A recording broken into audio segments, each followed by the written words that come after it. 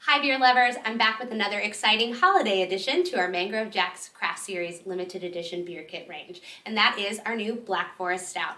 Reminiscent of the deep dark woods of the Black Forest in Germany, this gets its robust and unique flavors from the highest quality dark malts, as well as some real cherry juices that provide a black cherry zing you're gonna love.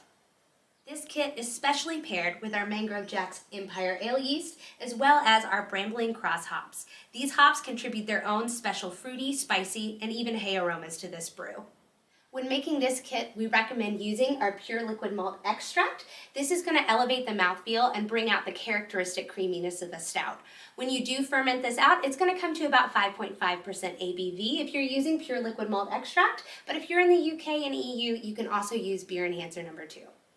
This complex and full-bodied brew is one that is a real treat and one that will definitely add some sparkle to your Christmas toast. So don't wait, check out the link below to find your local stockist so that you can bring home this perfect winter warmer for Christmas. As well, you can check out the Mangrove Jack's blog where we have a brownie stout recipe that is perfect using our Black Forest Stout. From the team at Mangrove Jack's, cheers and happy holidays!